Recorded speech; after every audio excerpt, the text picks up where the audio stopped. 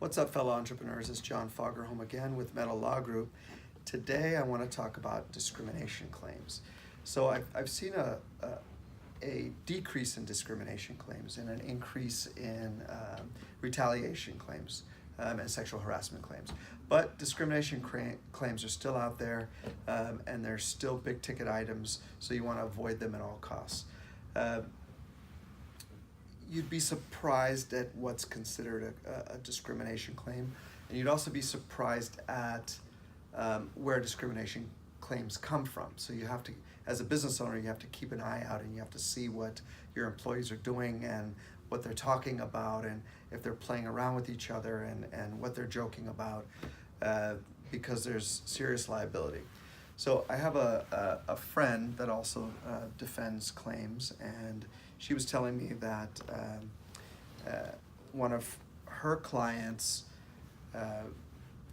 runs a restaurant, and within that restaurant they have Spanish-speaking Latinos in the as basically all of the cooks in the kitchen were all Spanish-speaking Latinos.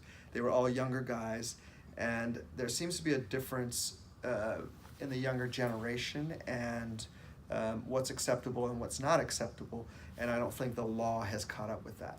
So within the kitchen, the young Latino kids were joking around amongst themselves, and they were using the N-word, not calling anybody the N-word, but just as part of their talking. And I'm just assuming it comes from music and people in the younger generation more willing to use that word.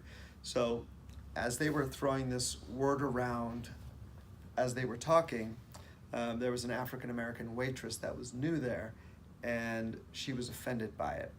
And so she did report it. They were told to stop using that word and that it wasn't appropriate. Whether there was an African-American there or not, it just wasn't appropriate in the workplace. They indicated that they weren't using it as something hostile. It's just part of their generation, and that they, say that to each other.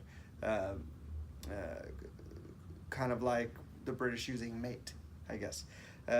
So even though it was reported and it was taken care of, the supervisor indicated that they can't use that word anymore, she still ended up filing a lawsuit. It still ended up costing a lot of money. It did settle, from what I understand, but it settled for a very, very big number. So word to the wise, you've got to, whether it's part of the generation or whether it's a word that people think they can use, whether it's within their own community. I think even African Americans, if it was African Americans in the kitchen working and they were using that word, I think it still would have been a discrimination claim and a problem. So for future reference and for application, make sure that whatever is being said on the streets is not being said within the workplace. Thanks again. Till next time.